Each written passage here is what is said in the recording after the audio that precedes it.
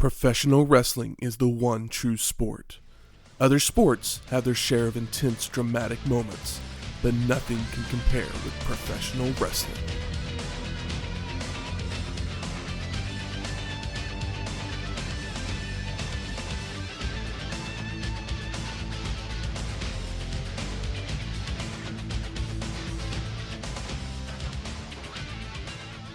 Welcome to Wrestling History X, where three friends come together to talk about the stories behind the matches. I'm Matt. I've got a first-class ticket to Larryland. And I was assaulted on Devil's Island. I was going to go with being a whale's vagina. I thought it was too on the nose. Welcome to episode 280, WCW, Monday Night Nitro. The day after Halloween Havoc. A day that will live in infamy. No, October 27th, 1997. Mm-hmm. I don't know, there's no tagline here. You nailed it. The next day. That's right. The evening after. And then. This is the 111th episode of Nitro, produced by WCW. It would take place on October 27th, 1997, from the Cox Arena in San Diego, California, with an attendance of 6,281 people and a TV rating of 4.3. Damn. Raw that week was a 2.3. Damn. That's wild. I mean, they're doing a smaller spot. I imagine this place just doesn't hold as many people. It's also San Diego. Probably not a huge wrestling town. Big military town. So they should. They get free wrestling all the time, don't they? Air Force. Our troops. Armed Forces Network. Yeah, they get it for free. Why would they just go to the show? But we are in San Diego. Yeah, we are. California, to be specific. And I'm looking at this plate with a beautiful whale's vagina on it. Sorry, Shane. Take it away. So, Shane, did you do what you do? Oh, did I ever. I mean, you kind of had to. Yeah. I mean, they can't all be winners. I typically don't talk bad about... Or wieners, because this is a whale's vagina. Yeah. Sorry, I'll stop. I typically don't talk bad about places, but, I mean, some places, they've been talked bad about enough to where they can handle it. One time they killed a guy, Exactly. and they came back like... He came back and served this. Uh-huh. Yes. Here we are in San Diego. Yeah, beautiful California spot. Yeah, I'm sure it's a tech town, and there's beaches nearby, and trees, and sunsets, and all this beauty, and all this wonderful seafood. Yes. So I looked, and I just had to see, my typical run of the mill things that I do of what's popular in San Diego. What's the official sandwich? What is the dessert? What is the cocktail? What are some places that have started in San Diego and gone worldwide, nationwide, whatever you want to call it? And here we are. Here we are. And as Matt was kind of doing the... It turns out that years back, I care so much that I closed my screen and don't have the info sitting in front of me. Here we are, Jack in the Box.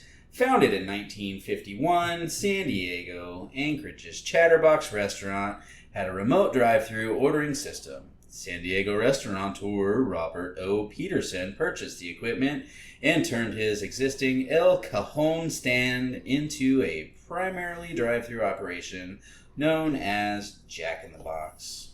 I'm really hoping that back in the day, Jack in the Box was something super special and delicious and made quality product. It was probably good at one point. Yeah. Now that they have reached the corporate chain, we don't give a shit about anything, we just want your money level, we get what was kind of brought to us today, which is not very flavorful, not very appetizing to look at, as Michael described it on more than one occasion, whale's vagina. Typically, if I have Jack in the Box, I'm a little... It's kind of become my new Taco Bell, where I'm a little intoxicated when I have it. And it's sad, because the first time I had it, when they opened in Tulsa, it was so good. It's always like that. I mean, I remember they opened one over a decade ago when I was living in Edmond, and it was pretty all right there for a minute, but diminishing terms quickly. The way I like to think of Jack in the Box is that it's like the KFC of fast food hamburgers. Yeah. It's like KFC is ass 90% of the time. Normally there's a window with like a piece of wood glued to it. Yeah. There's like one person there because everybody just quit. I decided to order some of what are typically, oftentimes, my quote-unquote favorites from Jack in the Box. The Sourdough Jack, because growing up in Nebraska, we had Hardee's, and I was a fan of the Frisco Burger, and this is the closest I can get to it, and it's still not quite there. Their food is... It might be better when it's late at night because that's the only time anybody goes, or because people go there when they're fucked up. It might be a combination of the two. Do they still have the munchie meals? They do, but they have revamped them now. Now you can create your own munchie meal, or you have the... I don't know if it's still Snoop that they have as their spokesperson, but they had a Snoop's little munchie meal. But yeah, I got the Sourdough Jack and then a little side assortment that's supposed to be Jack's favorites. A food platter. Curly fries, onion rings, jalapeno poppers, and then the little mini churros. And the jalapeno poppers were all stuck together, so the outsides of them are cooked and the insides of them are still mostly undone. Somehow, maybe the best item. Still. Outside of the churro. I haven't bit into one of the churros yet, so... But yeah, this is just kind of a lackluster Jack in the Box experience. I'm glad it was as cheap as it was, because had I paid any more for it, then I probably would be extra disappointed. But when in Rome, we'll never go to San Diego. We got this out of the back. We go to San Diego and we got this out of the way. I'm never going to Jack in the Box when in San Diego. No. I mean, like for the show. Gotcha. Yeah.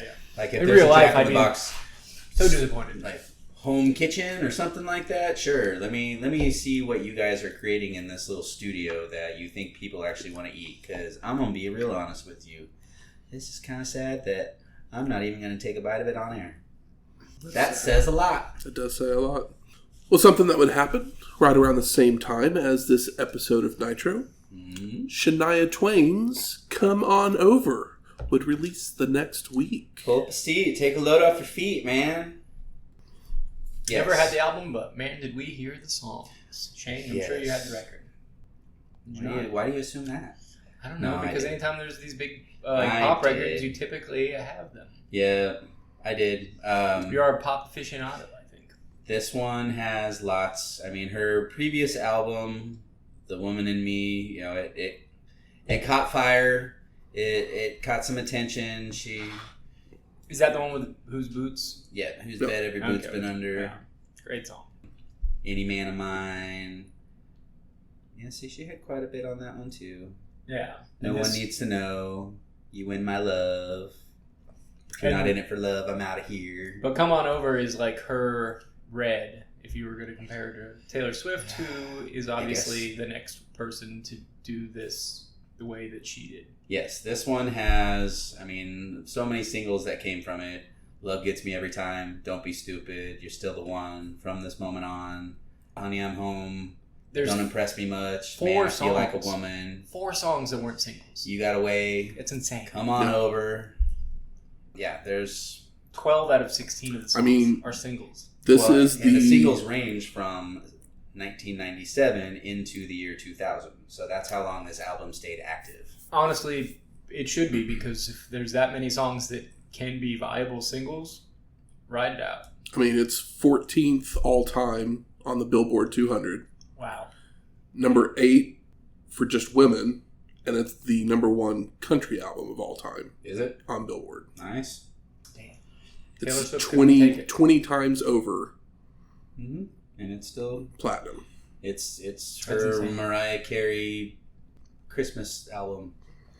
Except for these aren't even Christmas songs. They're just original songs. Yeah, these are original songs, whereas the Christmas one was not. Yeah, this one, it was a huge album to the point that I don't really like listening to Shania Twain anymore, because this album was just played nonstop over and over and over. Omnipresent. And over. Yeah. When one of these songs comes on, I don't go, Please Turn It Off. But that's because it's been like 30 years. So No, it has more of that Nickelback effect to it now, where it's like the little guilty pleasure part of my brain is like, oh yeah, I haven't heard this in a while because it's been so many years, and then the other part's like, don't let anybody see your mouth move. No, so I get excited because I didn't have the album. I just heard the songs on the radio, so like I didn't ever engaged with it so strongly that been enough time that if I'm in the grocery store and one of these songs come on, I might turn my earbud off. It was nominated for Album of the Year and Best Country Album. I should give the whole thing a listen, honestly. I wonder how many of the singles I remember, because there's obviously a few singles that were absolutely huge, but not all 12 of them did the same numbers, but they kept it up to where it became one of the biggest selling records in the United States. I still remember You're Still the One. You're Still the One from this moment on, and that doesn't impress me much. We're all top 10. Yeah. Yeah, the video for You're Still the One I remember from Blockbuster, because it's basically just some buff cowboy in a bathtub. Oh, well. And I remember that one now. It's her singing to him as she's walking to the tub or walking away from the tub or sitting in the tub herself. And yeah. From this moment, I sang that one at a wedding. That one was a good one. I mean, you probably, Man, I Feel Like a Woman and Don't Be Stupid are probably the two other ones that are... That don't impress me much. Yeah, Honey, I'm Home and I Had a Hard Day. Pour me a cold one, oh, by the way. Rub my feet, give me something to eat.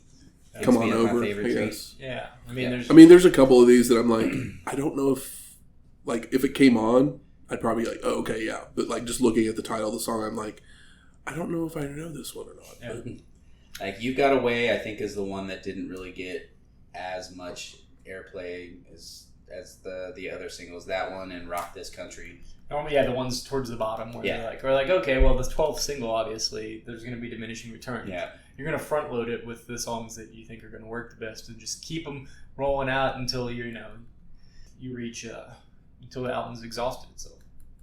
Yeah, never listened to the record. I know the handful of songs, but I think I could revisit it and maybe have a good time. Oh yeah. And Shane might be tired of it, but it might be a brand new leaf for me. I'd karaoke one of these songs. It's time for a listen. It's been 27 years. Mm-hmm. You know what? To bring this back to wrestling, Shania Twain kind of looks like she could be Kimberly's sister. Yeah. They look very similar. They definitely look similar enough to be like, oh, they could be related. Kimberly's got the dance ability that she could, be a backup dancer Well, on Shania's songs. Because she just has to like shake her hips. She doesn't really have to dance. She just has to sway and shimmy. I can't see Shania Twain with backup dancers. I don't remember any dancers in her I'm videos. sure she probably Well, her backup dancers are usually dudes. Because she did the strong woman thing. What is the... We call it feminism. No, the female singer. empowerment. What? There was a singer that had the women that... Robert Palmer. Yeah. She did the reverse. You're right, in that one video, yeah. Good pull. Yeah, good Robert Palmer music video. I forgot. I kept thinking it was Robert Plant, and it's not the right name. Robert. Oh, Shania. Oh, you want to talk some Nitro? Let's do it. 3 hours. Oh yeah. Drink every time Tony says 3 hours. We'll fall asleep and then it'll just keep recording. Highlights of Halloween Havoc are shown while Tony welcomes us. Shivani is then joined by Mike Tenay and Bobby the Brain Heenan. When Eric Bischoff and Hollywood Hogan make their way to the ring to let everyone know who the man is. Piper's gone and in the hospital, so the term icon will not be used so loosely anymore, because he is God. Hogan starts challenging any coward in the back, the rafters, and the crowd. But no one comes out. So Eric starts advertising Hollywood's new movie, Assault on Devil's Island. A movie people remember Thunder in Paradise.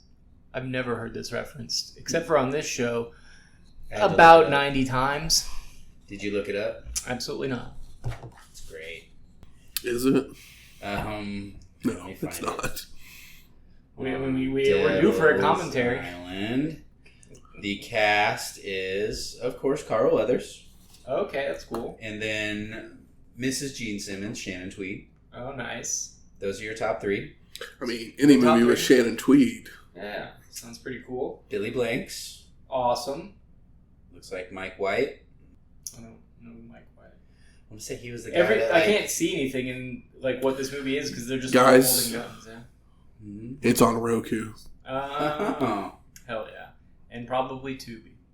Where all good movies go to live again. Wait, Jennifer Lawrence? Probably a different Jennifer Lawrence. No, it's Jennifer Lawrence. Her's a little kid. I'm guessing so, because this was in 1997, so... Alright, so it has an actual Academy Award-winning actress in it. So are we calling an audible on next week's episode? Depends on how long this is. Oh, hour 36. That's fine. I mean, it had to fit in a 2-hour time frame for I'm totally fine with TV it. movie. That's great. It's wonderful. Most movies should be 90 minutes. She does not have a character name, so it's just Jennifer Lawrence with nothing underneath it. Which she's probably in the movie for people like that. 20 seconds. But we go to break, but when we come back, our commentators are previewing what we will see tonight, while also seeing the beatdown that Larry Zbyszko took at Havoc. We then go to our first match, Rey Mysterio Jr. versus Dean Malenko for the WCW World Cruiserweight Championship. Something that blew my mind early on, before we get into Rey and Dean, which is all I really want, is Dean Malenko versus the World. But it blew my mind that WCW was showing footage from a pay-per-view, because I'm so used to WWF stills. After the pay-per-view, they show stills and then talk about it, but they were showing footage, like full-on footage, and I was like, damn. That's what WCW does. They give it away. Yeah, They give everything away. They do. Well, yeah, it was crazy to me because as a kid, WWF guy in this same time period, maybe a little after this, honestly, but the stills always was like, damn, I wish I would have had money for that. WWF used to do the little clips and things until more blood started getting involved, and then it was they do one clip or something, or they'd show something, and then everything else would go black and white from there, and they'd have the little still shots. Also, Vince McMahon is a businessman. Mm-hmm. Eric Bischoff is a man with a toy box. He's got the stroke. He's stroking something. So I'd like to put Eric in a box. So the champion came out first. Foreshadowing. And we get back and forth action to start, exchanging hammerlocks, arm drags, and roll-ups for 2 counts, followed by Dean taking Mysterio down with a test of strength. It's a little too soon for that. Did you guys love Rey? He came out with a mask, took off his mask, and had a Halloween mask underneath it that he didn't wear on Halloween Havoc. I guess it's a day closer to Halloween than Halloween Havoc was, but he had little ghosts on the back of it. It was orange and black. Very true. It was kind of cute. We see Raven and his flock make their way to their front row seats. Boo. As Malenko goes for a powerbomb, only to be countered into a victory roll. But Dean rolls through to be on top for a near fall. Malenko then charges into a boot, allowing Rey to go for another victory roll. But this time, Dean just sits down on the shoulders for a 2 count. He's a bigger man. A reverse whip sends Malenko to a corner, who back body drops Mysterio out to the apron, where he leaps up top, only for Dean to meet him there for a super gutbuster for the pin. And no, Rey grabs the ropes. Malenko then goes for a suplex, but he's blocked and the two fight over a waistlock. Dean then tries for an O'Connor roll, only for Mysterio to hold onto the ropes, followed by springboarding off into a Hurricanrana, which Malenko catches and drops him with a powerbomb. Love to see it. Dean then goes for the Texas Cloverleaf, but Rey rolls through to cradle Malenko up for the pin and the win. It was short, but it was nice, and there was some really creative stuff in here. Apparently it was the first time anybody has ever countered the Cloverleaf on Malenko. Yeah. But yeah, there was some really creative stuff in here. I mean, you got Rey and Malenko young and strong and trying to impress, so I ain't mad. We got us another Mike Tenay Lucha Libre lesson. Yeah. Put up my hand heart. WCW fans show their allegiance with t-shirts of their favorites. But in Mexico, the souvenir selection is limited, but unique. Masks come in all designs, sizes, and colors.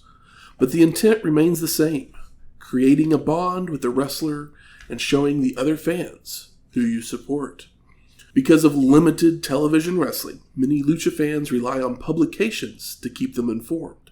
La Familia, the family, has always been a significant element of the Mexican culture, and never is that more true than in Lucha Libre.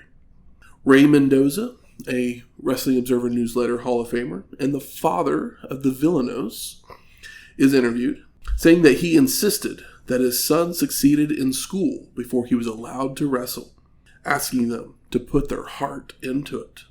The Villanos are then interviewed, saying, "We carry the commitment of being Ray Mendoza's sons. We must make every effort to live up to his name, if possible." We go to Hector Garza, where he says, "To me, carrying my father's name means a lot of pressure. I have to prove to everyone that I can do it on my own." We then get Negro Casas, who we haven't seen since J Crown Tournament, episode 213, being interviewed, where he says, "My family has wrestling in our veins. We feel it. We respect it." Before we go to Lizmark Jr., who says, "To have this mask and the name Lizmark is a great pleasure. With the name, people are expecting something big." Followed by going to Lizmark Sr., who's a Wrestling Observer Newsletter Hall of Famer, Aww. saying that his son has gone beyond my fame, and it's great. Juventud Guerrero's then interviewed, saying, "I think it's in my blood. My father established a great name." When we go to Hio Del Santo, who we haven't seen since AAA When Worlds Collide, episode 134. Son of Santos. "My father's death was devastating."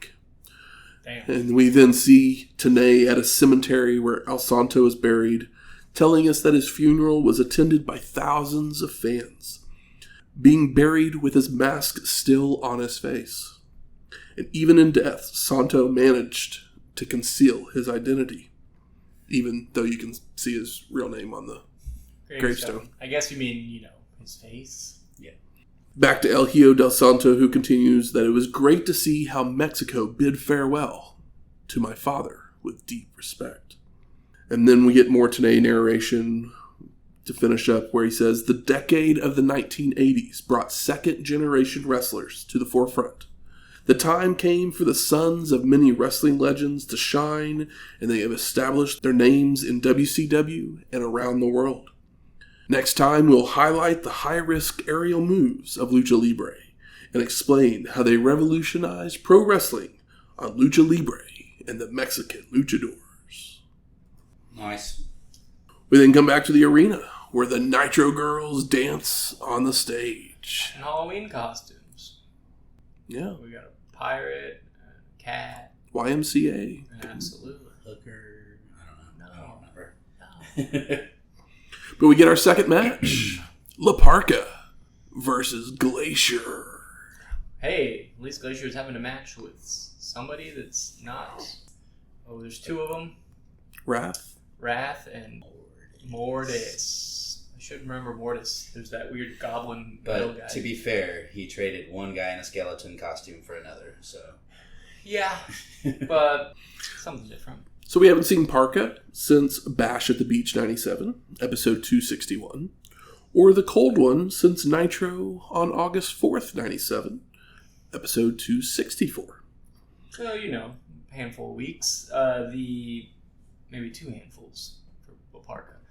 But Parka comes out with a chair, which I was like, oh, well, maybe you should have stuck to the big guy that didn't have a chair. As Tenay says, he's the chairman of the WCW. We get a highlight from a Nitro where La Parka had used the chair on Glacier a couple of months ago, before the two begin to trade strikes, with Parka being kicked out to the floor, followed by the Cold One flying over the ropes with a pescado. I do love, Parka out with his Mexican flag, and he gets a decent pop because we're in San Diego. There's a lot of flags. Mexican Americans. There's a lot of Mexican Americans, so Back at the ring, La Parka with a clothesline and a spin kick for a 2 count before nailing a pile driver I think that's San Francisco. and doing some dancing. Sorry. Shane really caught me off guard. Parka continues with a spinning heel kick that sends Glacier out to the floor, with a Parka flying over the ropes with a corkscrew plancha. Parka then sets up the chair to faceplant the cold one into before heading up top, only for Glacier to yank on the ropes to crotch La Parka. Oh, his little skulls? They trade strikes on the turnbuckle when the cold one would just yank Parka off, sending him face first into the chair. La Parka would be rolled in, allowing Glacier to deliver a cryonic kick for the pin and the win. Still crazy that they're just giving him all the snow and lights go down for him. It's been a long project. Got it set up, might as well. I mean, yeah.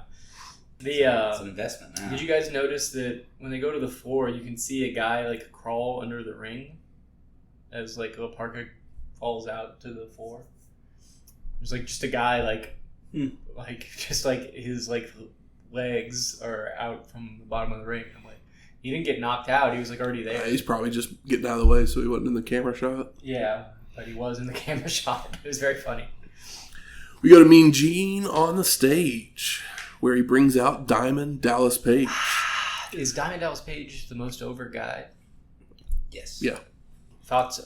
And it's going to remain that way, I think, until sometime in 2001. Yeah, until the company closes. Mm-hmm. Spoiler alert. I mean, well, I guess you got Goldberg. I was like, Goldberg's probably he's got surpasses him at one point. Yeah, but DDP's a different thing. Goldberg's a freight train, and DDP is a true underdog face. It's the tortoise and the hare. Yeah. One is a wrestler, and the other one is a man that wasn't even given the option to be a wrestler.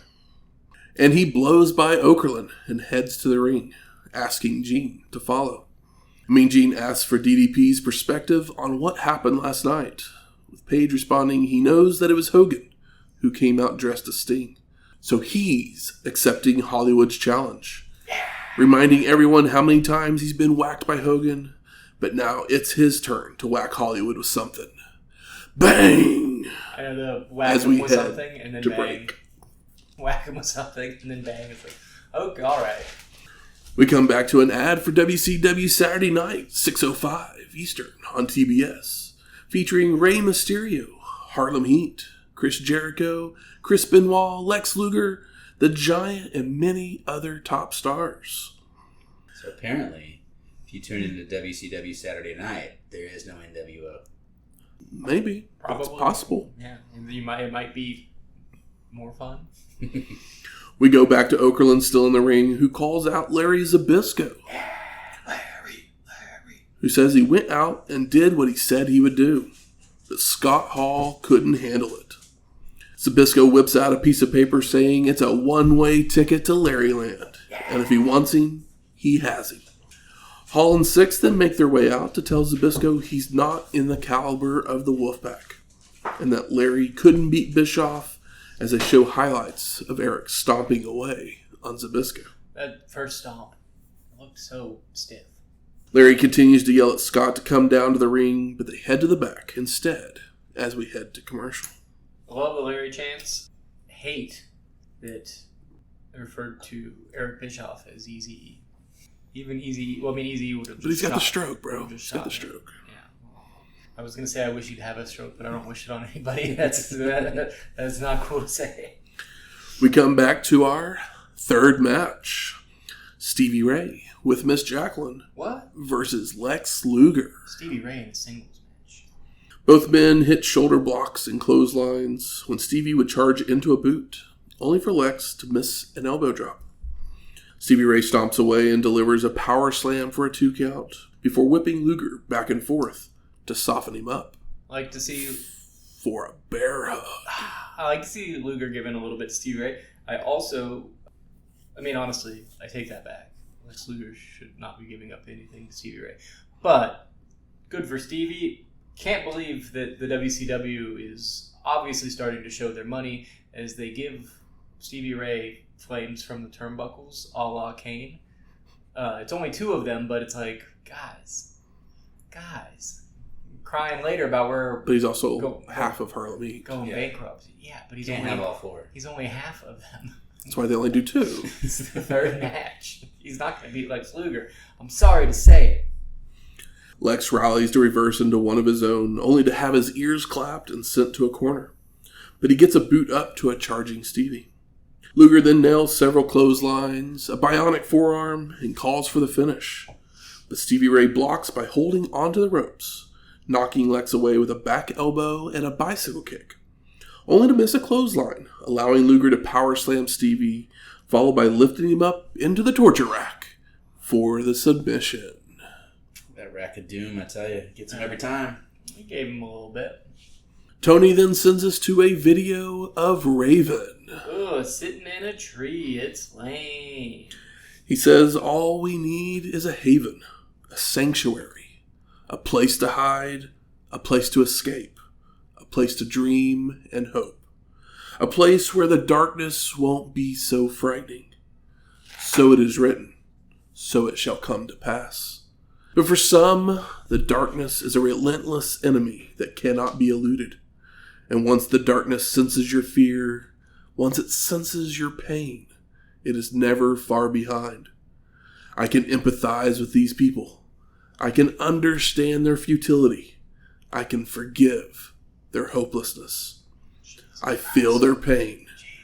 Quote the Raven, nevermore. Fucking My Chemical Bromance over here. Like, it just isn't cool for a wrestler to be depressed or bummed out or into poetry. It just doesn't work. He's like, sounds like fucking Days of the New lyrics. It's just Alice in Chains not on heroin. It's not as good.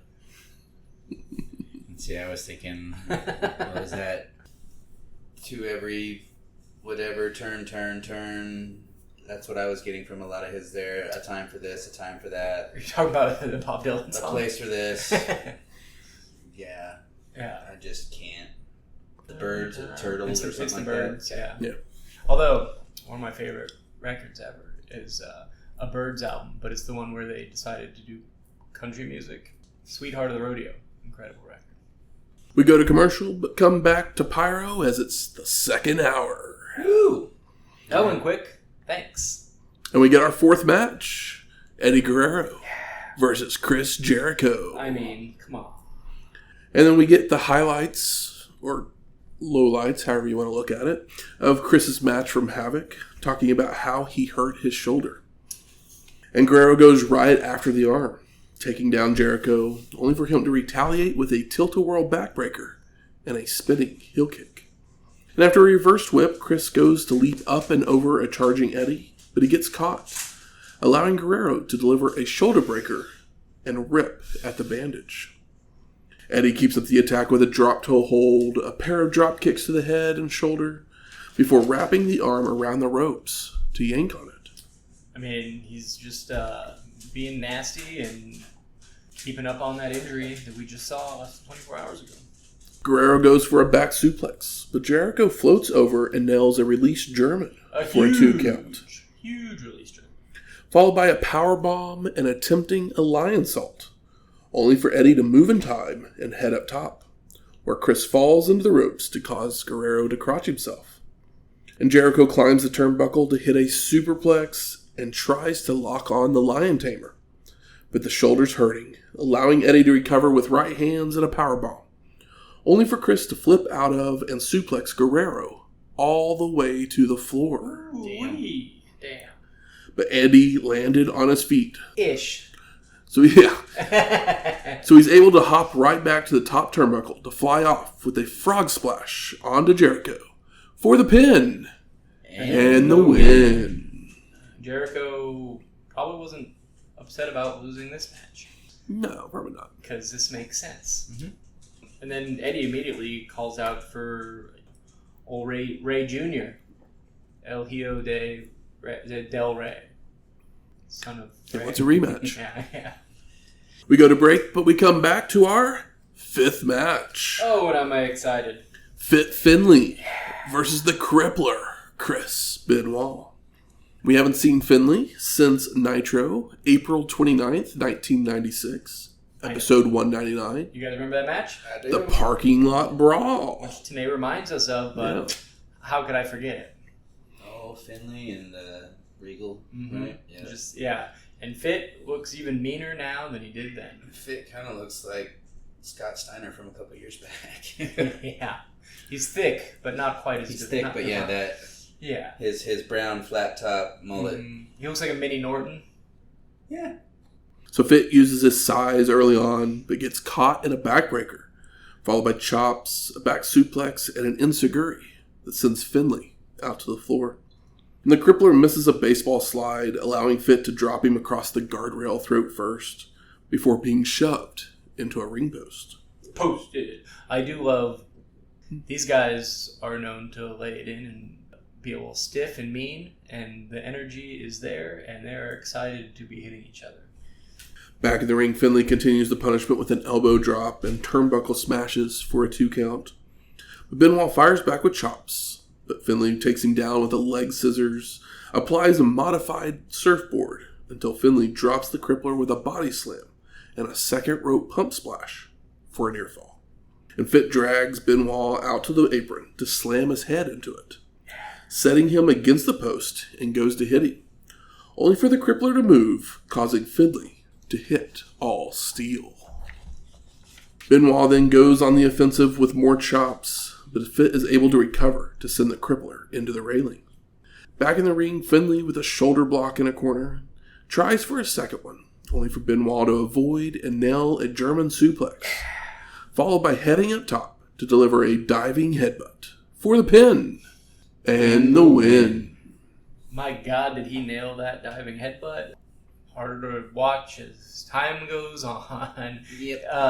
But yeah, Benoit is intense as hell here because he finally has a guy that'll hit him back. And that won't cringe when he hits him as hard as he wants to hit him. Nope, and they'll probably go back and have a beer later because, well, it's hard to say nice things about Chris Benoit, but these two guys are real men, real men and wrestlers. They're not afraid to take the bump. They're in it because they love it. They just had a banger. Absolutely, and all in fucking 4 minutes. We go to commercial, but come back to our commentators talking about matches still to come. Before also on this seeing 3-hour edition of WCW Nitro. Take a drink, everybody. We also see highlights of Flair and Hennig from last night's Havoc. Before going to Mean Gene, who introduces the Nature Boy, who tells everybody how bad it was to watch Curt march around in my robe. And last night I came this close, and if I see you tonight, you are a dead man. Yeah. Nate goes on that he hopes that Hogan takes a diamond cutter, that he will have the privilege to walk that aisle against Macho Man. And Flair continues that Savage has made a mistake, and tonight it is a TNT special. Violence and sex, as he's going to end his reign as Slim Jim in 1 minute, and give Liz a ride on Space Mountain in the next. I do love that. He says, drugs, no. Violence, yes. Sex, yes. It's like, where are you going? So we go to our 6th match. Scotty Riggs versus Raven with Perry Saturn, Kidman, Sick Boy, and Stevie Richards. So you guys talked about Kidman starting to scratch himself. Who's Sick Boy? He showed up that on other guy. Yeah, but he's not a guy. Not yet. Not yet. He's not. What can you tell me his name? I mean, that's what he's known as, a Sick Boy. Like, they basically took the name from Train Spotting and... Yeah. Oh, really? Yeah. Because, Raven's morose enough to be like, you know what? How about one of the... I'm going to quote this fucked up heroin. He doesn't ever become anything big. Yeah, I didn't think so, but I'm just curious. We haven't seen Riggs since Nitro, August 4th, 97, episode 264. And we haven't seen Raven wrestle since WrestlePalooza 97, episode 256. Tell you about the drop in 96. I feel like it's been a while, but maybe that's just wishful thinking. Is this Raven's first Nitro match? This is the first match that we've seen him wrestle. It's not the first time he's wrestled. Okay, I was just curious. But it's the first time we've seen him. I figured they would have said it, but it was like it's the first time we've seen him since ECW. Yeah, basically they just kept doing this. Stevie Richards getting on the mic, saying that he hasn't signed a contract yet. Raven hasn't signed so the only way he'll wrestle is if it's a no DQ match, aka Extreme Raven's Rules, is what they end up calling it in the long run. Basically, no DQ match. If Raven just looked like Eddie, he could keep his look. He has a good look. Just don't be sad. Raven then takes the mic to say there's no reason to fight tonight. Scotty hasn't won a match in 6 months, but inside of him, there once was potential for a great athlete. Raven continues that also inside Riggs are demons, and I feel your pain. Come with me, and I'll set you free. But Scotty refuses, only for Raven to give him one more chance. But he's flipped off, so Raven just starts hammering away in a corner, followed by holding his hand out to Riggs, which he doesn't take. Raven with a double underhook suplex, clubbing away on the head, when Saturn hands his leader a chair, who sets it up in the middle of the ring, only for Scotty to clip the knee from behind. A whip is reversed with Raven drop-toe holding Riggs headfirst into the chair, followed by Kidman coming into the ring to stop Raven, only to be tossed out while Scotty is screaming, so the ref calls for the medics before the flock just heads back to their front row seats as we go to break. Yeah, Scotty sells that drop toe to the chair pretty well. It's like he broke Jaw. Or his damn face. Yeah. It's a pretty good sell job, but all you got to do Riggs like that. Popped his eyeball, man. At this point, he's probably eye patch. He's probably a better wrestler than Raven. Oh yeah, that's actually what he comes back with the eye patch. That's right. Yeah. So it's his eye, not his jaw. So bad news here. Last time we see is Scott Riggs. No. Oh, I didn't think so. But it is the last time we see Stevie Richards until 2000. Wow, injury? Him and Raven basically get into it in real life, and he still really wasn't healthy. Yeah. So WCW just released him. They took him as a package deal because Stevie is incredible on camera. Mm-hmm. Well, that's disappointing, but I also, as much as I like Stevie, I like Stevie a whole lot more without Raven nearby. Yeah. It's fine. Go get healthy, Stevie. We love you. And you're going to come back bigger and badder and better than ever. And I haven't seen much of it, but he seems like a really charming guy. Anytime I've seen interviews and stuff where it's like, oh yeah, he seems like he's got his head on straight and is pretty, solid, not particularly inflated wrestling opinions. Not a paid advertisement, but check out his YouTube page. It's actually pretty fun. Yeah. He actually is pretty insightful. Yeah, I believe it. He seems like the kind of guy that sees things for what they are, which most wrestlers do not. We come back from break to the Nitro girls dancing on the stage again. Before we go to our 7th match, Diamond Dallas Page versus Hollywood Hogan. And Michael Buffer's in the ring. Making the announcement, so let's get ready to... Hey, this isn't the main event. No, but it's a non-title match. Exactly. Non-title match. Yeah. Not the main event? What? I thought that was in his contract. So Hollywood flexes, jaws, and shoves DDP before the 2 trade strikes, when Hogan would clothesline Page for a 2 count. Oh, my ribs. I saw that sign when Hogan grabbed it from a fan when he was walking out that says, DDP is a bum, and I was like, they planted this. Nobody thinks that or saying this. I feel like that they planted that sign and had a guy hold it. Hollywood looks to work the arm when DDP would reverse and go for the cutter. Hogan would bail out to the floor to escape. Now back in the ring, Page goes for a kick, only to have his foot caught, followed by Hollywood spinning him around. But DDP nails a clothesline that sends Hogan out to the floor once again. You guys notice that Hogan is having a match? Yeah. It looks like a wrestling match, and I'm thinking to myself, it's only because it's not the main event. And because he's going to pin the most over guy in the company because he's a sandbag and dickhead. It's also DDP and Eazy are really good friends. Oh, are they? They live 2 doors down from each other. Yep. Wow, I did not know that. Interesting. Hollywood makes his way back in to hit Page with a throat thrust and a body slam, dropping several elbows, stomps, and chokes until tossing DDP out to the floor.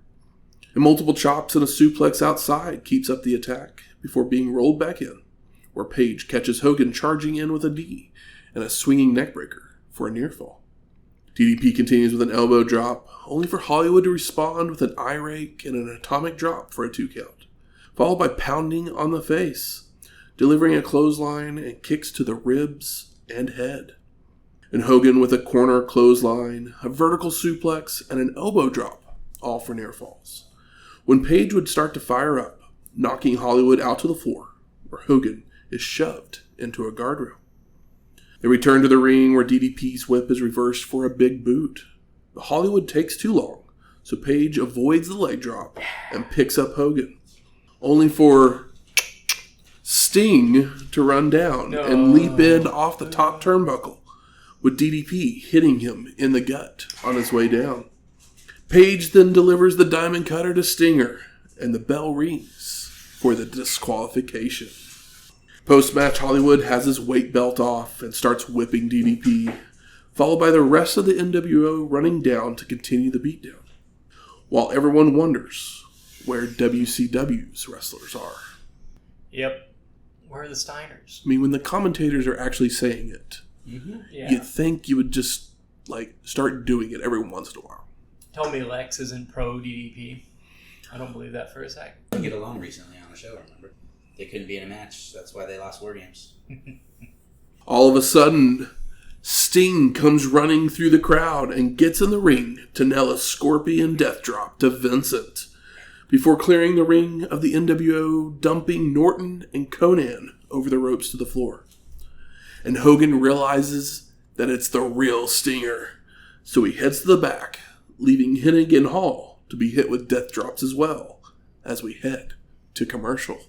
One man took out the entire NWO, with the exception of Kevin Nash, because he's at home. I mean, Hogan took out the entire Dungeon of Doom on that one show. That is true. But we come back to our 8th match. You just compared the Dungeon of Doom and NWO. I kind of feel the same about him at this point. Other than Scott Hall, is the B team not the Dungeon of Doom? No, very much so. And also, Scott Hall is drunk half the time. And half the time the performances are bad. When they do happen, which is infrequently. But we come back to our 8th match. Disco Inferno. Oh, man. Versus Bill Goldberg for the WCW World Television Championship. You know what I love about this? You just told us that story about Inferno being embarrassed. Forced to lose to a woman. Forced to lose to a woman. And then they're like, all right, well, the next night, Goldberg. Champion came out first, guys. Foreshadowing. And I actually forgot to do this a couple weeks ago, but Bill Goldberg is a WWE Hall of Famer. Yep. And before Goldberg even gets to the ring, Alex Wright runs down and attacks Bill from behind, but Goldberg just retaliates with chops, dragging him into the ring for a jackhammer. And Inferno's just in the corner laughing at Wright's expense, but Bill then goes after him, nailing a spear and a jackhammer, kicking Disco to the floor. Mongo then runs down to the ring, only to be tackled as well by Goldberg, bringing officials and security in to pull them apart. So the match went down as a no contest, leaving Bill's official win total, as we said we were going to start this gimmick, at 7-0. But we need to decide if we're counting just TV appearances, or if do they think they added in house show wins as well? Well, they don't do a lot of house shows, do they? They start doing some. Yeah, but it's not like WWF. No. And I'm just trying to remember, because I want to say during Halloween Havoc, you said that would have been his third. It would have been his third match, so he's had, And that Halloween Havoc was yesterday. Oh, I guess it would have been his third. Just televised? Televised ship match or something like that. So then they're counting in them house shows, I'm guessing then. I guess so. That or he ran down to the ring, so that counts as one. Mm-hmm. He was there. So we go to a break, but come back to Eric Bischoff and Hollywood Hogan making their way to the ring. Holding hands. With boo-boo face, Eric runs back the DDP as a bum sign, which even further makes me think that it was planned. He talks about how J.J. Dillon has no stroke. Strokeless. Again. Eric tells everyone that Hogan has had it with Sting, followed by Hollywood calling himself the man, that the NWO is on a roll, when chumps like DDP are not in his league, and Stinger is nothing but a coward and a cheap shot artist. Hogan continues that he will beat him up in the back if necessary, before reminding everyone to watch Devil on Assault's Island. Drink. Followed by telling Sting he will be in Vegas with a contract. And Bischoff takes over to say, come and get the contract signed. The Hollywood will sign it in blood before we go to another break. Oh no, Eric first says Vivo Las Vegas Stinger, in a Elvis accent that I just don't have it in me to do. So they say this, but we will later find out that in the middle of Assault on Devil's Island, they're going to have the contract signing. Oh, yes. To just get people to try to get people to watch this piece of shit movie. Correct. Which is hilarious, and they spend from this moment on till the end of the show only talking about that, no matter what's happening in the ring. Well, it's going to change. It changes the landscape of professional wrestling as we know it. Makes me want to change the damn channel Also, on this 3-hour edition of WCW Nitro. But it also made Devil on Assault's Island the highest rated TV movie in TNT history. Wow, it worked. It bums me out that it worked. Because... Way to go, TNT. You wasted my that God, stat on that movie. It was all worth it because they did it was disgusting. It was disgusting promotion. But it worked. If it worked, it worked. So, who am I to say? But, my God, does it just kind of make your stomach turn. We come back to Mean Gene on the stage, bringing out the Steiners and Ted DiBiase. And Scott says this has been a tough year, and they want to thank the WCW fans for believing in them, before also thanking the NWO, especially Hall and Nash, for coming up with the Wolfpack rules, because we were able to beat them at their own game. Because during that match that they won the belts, Six had subbed in for Kevin Nash, who was out hurt. But also, they're going to use that as a get-out-of-jail-free card at some point. Spoilers for later on in the year, probably. Yeah, I don't know when it happens. They're always going to use anything they got. Rick then yells out, "Too sweet!"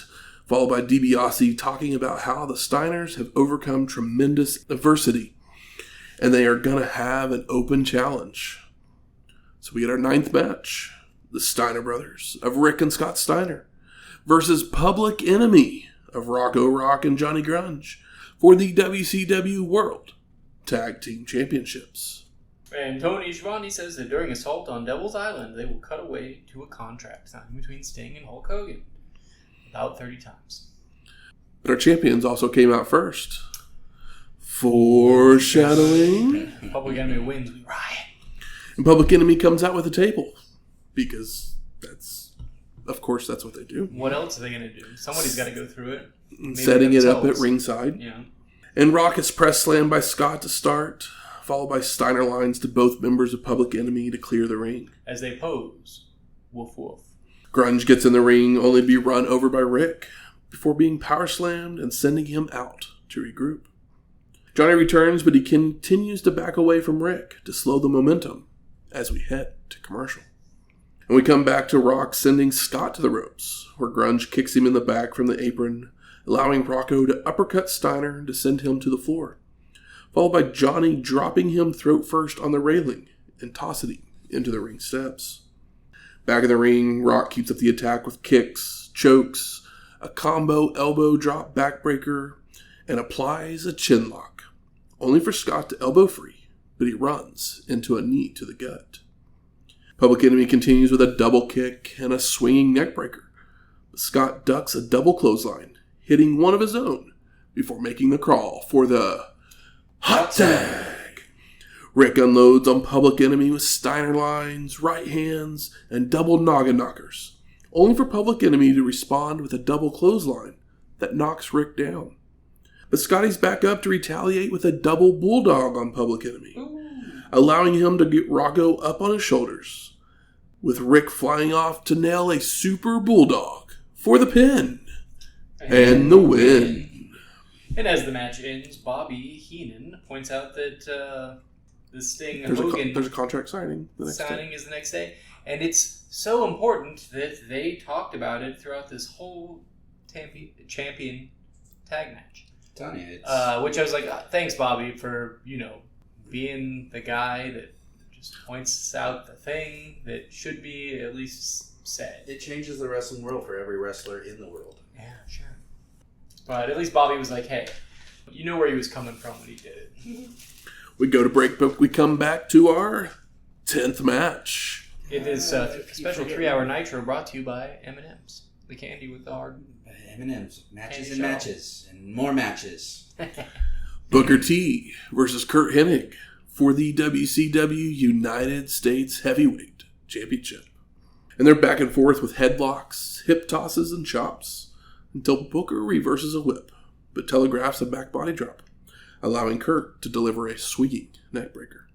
And Hennig goes for a suplex, only for Booker T to float over and go for an O'Connor roll that gets a 2 count, followed by Curt clotheslining Booker out to the floor. And back in the ring, Hennig telegraphs a back body drop, with Booker T nailing a sunset flip for a near fall. But Curt retaliates with an eye rake and a clothesline. And all of a sudden, Miss Elizabeth makes her way down to the ring as Booker hits multiple Harlem sidekicks and atomic drops. He makes the cover, but Liz distracts the ref, allowing Macho Man to run down, leaping off the top with a flying elbow onto Booker. Ric Flair then runs down as well, attacking Hennig, so the ref calls for the disqualification. And post-match, the Nature Boy chases Curt around the ring and to the back as we head to commercial. But we come back to our 11th match. Macho Man Randy Savage with Miss Elizabeth versus the Nature Boy Ric Flair. And they are brawling in the aisleway when Savage is tackled from behind by Nate before being thrown into the crowd where the two continue to brawl. And the ref keeps trying to intervene to get the match in the ring when Flair would pop him with an elbow, followed by running Macho into a guardrail some more. Savage's shirt's ripped off, allowing the Nature Boy to chop away on the chest, but Macho responds by choking Nate with the shirt, shoving him into the railing. Flair fires back with jabs and a low blow to the madness when Savage grabs Dave Pinzer to steal the mic away, ramming it into the throat of the Nature Boy. More chops and tosses into guardrails when Macho hides behind Liz momentarily, only for Nate to do a little dance and give her a kiss. Woo! And the woo is like 80 yard. If you notice, and I'm like, why did they do that? That's bizarre. They finally make it into the ring, where Flair delivers a back elbow and chokes, but Miss Elizabeth gets some revenge by raking the eyes, allowing Savage to go on the offensive, tossing the Nature Boy back out to the floor. This new Liz getting super involved. Macho runs Nate into the ring steps and railings, followed by chokes, when Savage heads up top for a double axe handle. But Flair moves, sending Macho crashing into the guardrail. They head back into the ring where the Nature Boy back suplexes Savage, when Hennig would run back out, so Nate goes after him, making the ref call for the disqualification. Post-match, Macho picks up the U.S. belt and smashes it over the head of Flair, allowing both men to hammer away until Savage heads up top for a flying elbow as Tony yells his goodbyes, and we fade to black. The match was good, but it was fun. It was too long. So I ask you, gentlemen, what are your overall thoughts of WCW Monday Night Nitro from October 27th, It was 1997? supposed to be a 3-hour tour. A 3-hour tour. No, it was, it was that it was a 3-hour tour, and I felt all of it, but there was no reason. It was just that extra hour shill job for assault contract, blah, blah, blah, blah, blah, blah. Mm-hmm. There was some fun stuff in here, but I feel like they could have got everything that they needed to get over in 2 hours. But the fuck do I know? I'm not Eric Bischoff. Mm-hmm. I'm also not a Turner Network trying to push a movie they know is dog shit and that nobody cares about by taking the biggest star who hasn't wrestled in a year to, Sting is inflating Hogan's numbers here for this movie. They're using Sting because Hogan can't do it on his own. They sell all these NWO shirts, but I don't think that it means that they're interested in Hogan with a machine gun. Some interesting matches on the show. Interesting I didn't matchups. hate this show as much as I hated Halloween Havoc, but I didn't really like this show all that much either. It's got better moments, but there's just the moments are too much, and everything's drawn out, and then I'm just assaulted repeatedly again and again and again by Devil's Island. It's like, were you on Devil's Island? Yeah, the good matches are too short, and the stuff that you don't want is too long. Yeah. And they keep doing that thing where they put all the good shit at the front so you forget about it by the end of the show because you're bored as fuck at everything else that they throw at you. And then you remember, oh yeah, they gave us Ray and Malenko, and it was pretty fun. And Parka and Glacier was better than it could have been. And Stevie Ray had a match with Lex Luger, but Eddie Guerrero had a match with Chris Jericho. And Finlay's back. Mm-hmm. And him and Chris Benoit punched the shit out of each other. Literally, there's good stuff throughout. Yeah. And the show kept me entertained. Like, yeah, when they kept saying 3 hours over and over again, it's like, if you said it less, it would have made it easier for me. But as it was happening, people were obviously, excited. The first 2 hours, they just keep saying over and over again, it's a 3-hour show. And then the last hour, all we get is talking about the contract signing. Yeah. Don't mind the shit that we're showing you on TV. Just listen. Mm-hmm. Yeah. Yeah, as soon as has nothing to do with what we're talking about. Yeah, but as soon as Hogan and Page is over, it's just like they just shill that, but they are still putting like good talent in the ring, like the Steiners and Booker T and Curt Hennig and Ric Flair and Macho Man Randy Savage. Yeah, I'm like, you have Macho Man and Ric Flair in your main event, and like you're not talking about those two guys at all. You're talking about this contract signing. And they were doing a fun, compelling TV show match. Mm-hmm. It was like full of piss and vinegar. Good. Where's the smart marks at? There. All right. Fuck you. I think it's time we smark it up. So, what are some of the best moments of this show? I really I popped for Finlay when he came back, mm-hmm. and popped harder when it was him and Chris Benoit, and just to see them kind of just like, you could feel the smile behind their grimacing faces as they laid into each other. That was very nice. Lucha Libre history lesson. Yep. I mean, always good. They were great. Those are always wonderful. That was just right in front of me, right there. It was nice to see Hogan actually have something that resembles a capital W wrestling match. More so than we have in quite a while.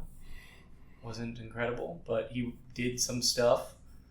Yeah. He did some things. It's probably one of the better Hogan matches we've watched in a while. Mm-hmm. I'd agree. Seems like Japan. I know you guys dislike Raven. Mm-hmm. I've always had a fondness for the guy. And I think his promos are great. Oh, you like him? I like them. Damn. They're boring. That's crazy. It's not that crazy. I mean, it's his character, though. Yeah. So that's the thing. Like, it's like you either like the character or you don't. Yeah. I mean, obviously, Guerrero working the shoulder of Jericho. Perfect. Honestly, best trap hold in this match. It doesn't go on for too long, but he does it, and you know that it means something because they show the bump beforehand, and it's also Eddie doing it, who's a mean little booger. So that was pretty neat. I actually like the little bit of the Disco Inferno Bill Goldberg when Alex Wright comes down. Like, what the fuck do you think you're gonna do there? And then gets slapped around. I mean, I don't know what y'all's thoughts on Goldberg as a performer are. Like, obviously during this WCW run, I was in. Oh yeah, and so this Goldberg, I'm all for. It's the Goldberg to come years later. That like the 2004. Having him do 15-minute matches with people, like, that's the Goldberg. I'm like, whatever. I don't. But they didn't teach him how to. They taught him how to do two things, and then he does get more comfortable and more intense later. But he just does the same two things. Maybe they teach him another thing or two on this run. Right. But they taught him also how to inhale sparklers and exhale smoke. Yes. Yeah, for your health. But when he's doing this to all the mid-carders, it's cool. I find it fun. Yeah. No, that's why, I mean, Alex Wright, he always had this... I always wanted more for Alex Wright, but then him coming down and just pulling Goldberg aside, it's better than what they did with Dolph Ziggler 20 years later with Goldberg. small flowers to Scotty Riggs for selling the chair, because it helps him build a little, who is Scotty Riggs? No one cares about Scotty Riggs, but he's going to at least do this, and he's going to be put in something that, like, at least he's going to be on TV more often. Yeah, I mean, he did a great job for what he was asked to do. He completely mission accomplished as far as what his job was on this evening of October 27th, 1997. He went home and earned his, he got an A+ for those 7 minutes, or probably much less. Any other best moments? Nothing that jumps out at me immediately. I popped for Fate coming back, but I already said that. Yeah. How about most disappointing? I mean, I've said it before. Like, anytime Bischoff and Hogan come out to the ring and start cutting a promo, I just kind of go... Blech. But Bischoff does become a better television performer. He's hateable, but he's knows what he's doing, and he gets better at it. So I think he gets better at it in WWE or F. Oh, yeah. As long as there's NWO, he's that same just shithead. But he's supposed to be. He wants you to hate him, but I mean, he wants you to hate him, but that doesn't mean that he's a good heel puts over their opponent. Well, yeah. He's only putting over Hogan. Yeah. That's the only person he's putting over. Yeah. Himself. Anytime he's out. Yeah, himself and Hogan. No one else matters. It's like he's good at doing that. But that's pretty... And even at this point... When you got Eric Bischoff on a Harley doing and it's not this one, obviously, but in future ones, Eric Bischoff on a Harley doing a promo, that sells nothing for anybody. No. Bad for Booker T, because you're almost in the main event and you just kind of get this little trash match. But it's kind of, they're separating the two of them. They both got a match. I mean, one of them got to lose to Lex Luger. Exactly. Yeah, that whole last two matches sequence of Flair coming out to chase off Hennig, but then he has the next match. So it was sloppy. I didn't even realize that it was a match because it just happened so quickly. They were just low on time, I guess. It just happens. So I didn't even have a number next to it. I was like, well, it just kind of happened. Yeah. It was, that whole sequence was like, why don't we just have Flair and Booker versus Hennig and Savage? I'm like, that would have been a fun match. Probably accomplished. They probably could as much, yeah. How about best performer of the night? I mean, Eddie's on a roll. Anytime there's a Lucha Libre history lesson, Tenay's going to be up there for me. Shining star there. Elizabeth was giving us a little bit extra. Doing a little bit more than what she usually does. Yeah. That is. I mean, she's not only is she doing stuff down by the ring, but she's also showing a little bit of personality and promos behind, backstage with Randy. And then of course Eddie's just Eddie at this point. There's a reason we all love him. Yeah. Anybody else? What do you think, Mike? I mean, like I said, I was excited about Fit coming back, but it was not. I was more excited to get the thing that I expected than I was that I saw something new. I mean, Ray and Malenko, great, but it's not better than the performance that Eddie put on. Chris Benoit's headbutt for all the awful damage that it did was picture perfect. It's hard to give anything to the last 8 men in the last hour because it was just like everything was undercut by the commentary. Yeah. So I can't, even if they had the performance of their life, it would not have been noticed. Because of that, I think I can't give it to today because he was part of the commentary crew. He was doing his job. So it's Eddie for me. Sounds good. He's just, he's been great for a long time, and it's all come together in a palpable way. Feel it. And how about most surprising? I mean, for me, it was that Fit came out. I guess the other surprising thing was that Hogan actually gave something to DDP. Like, had a match. Kind of shitting my pants. I was like, "What? He's having a match? He's doing wrestling instead of doing Hogan? Yeah, which are different things. And not in the main event. Yeah. I'm trying to think if there's anything. I mean, so it's kind of surprising that Piper won but didn't show up on this at all. it's because he got beat down. He's in the hospital, man. I know. It's just, Didn't you listen to Hogan tell you that there's no more icons? That he's the god of wrestling? I mean, I get it, but I guess it makes sense. It was time for Piper to go away for a while, but he'll be back soon. Yeah, he probably had a movie or a TV show or something. Or just time to go home. It's like, okay, well, we did the thing. He won, and they beat him down, so now he can come back a couple months later and be angry. He had to go make a non-TNT movie. And now for a look back even further into the history of wrestling. The dusty finish. Bret Hart had been the WWF champion for the past 4 months when he would make his way to WrestleMania 12 on March 31st, 1996, to face the man with a boyhood dream in a 60-minute Iron Man match. Shawn Michaels, born 1965 to a military family, grew up in San Antonio, Texas, playing football.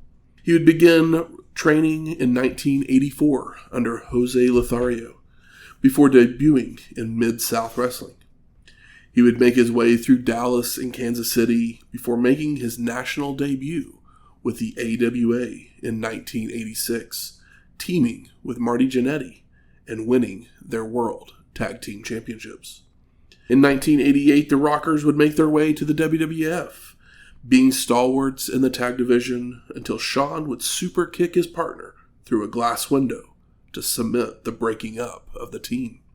The Heartbreak Kid would join forces with Sensational Sherry to climb the ranks, eventually winning the WWF Intercontinental Championship in 1992 and occasionally having opportunities at the WWF Championship. By 94, Michaels would be joined by a new bodyguard, Diesel, winning the WWF Tag Team Championships, but they would soon feud after Shawn accidentally cost Diesel his Intercontinental title. The two would match up at WrestleMania 11, but Michaels was unsuccessful, and due to injury, Shawn would be forced to take time off, but would return to win the Royal Rumble in 1996, leading him to having another chance at the WWF Championship. For his accomplishments, Shawn Michaels is a professional Wrestling Observer newsletter, and 2-time WWE Hall of Famer. The Heartbreak Kid would defend the belt over the next few months when a Psycho would make his challenge. Next week, Survivor Series 1997. Can you believe it, folks? Oh, shit. Does anything special happen on that show? I mean, it's probably the most over-talked wrestling happening Gooker returns? of all time. It's the return of the Gooker. I mean, every 7 years. If only the Gooker was the Booker. Music from this week's show is Firestorm, and Ric Flair won our main event. Sure. So we play Spotch Zarathustra by Strauss. Never mad to hear it. And if you like this episode or any of our other ones, please go out there, rate and review us on iTunes, Spotify, YouTube, or wherever you find your podcasts at. Do as Michael says. 5 stars or no stars. We watched a 3-hour Nitro. So you didn't have to. And if you have any questions, comments, concerns. People, we're going to Montreal. Gravy on your fries. Gravy on your fries. Gravy on your everything. Except, well, no, maybe not on your donuts, but well, who knows? Yeah, we're going to Montreal. So you know what to do. Give me some ideas. Tell me where to go, what to bring, what to make, what to drink. Give me something better than this jackass in the box over here that I ordered this time. Tim Hortons. That's Canadian, right? Yes, I've actually jumped on online. Tim Hortons just opened a store in Kansas City. Really? Yeah. I did not know this. They're donuts, right? Donuts and coffee. It's basically Dunkin' Donuts. Oh, okay. Tidbits. I But I was seeing if I could ship some here, and Amazon wasn't being very friendly with it. They just wanted to send me coffee. So, but yeah, give me some ideas. Let us know what you thought of this show. Let us, just talk to us. Slide into our DMs. Shoot us an email, something. We want to hear from you. Wrestling fans talk too much about that. We talk a 3-hour show for you. But you can do any of those things by sending us email to wrestlinghistoryx@gmail.com or find us on X at WrestlingHistoX. That's Wrestling HISTO X. We'll talk to you next week. Still call it Twitter later.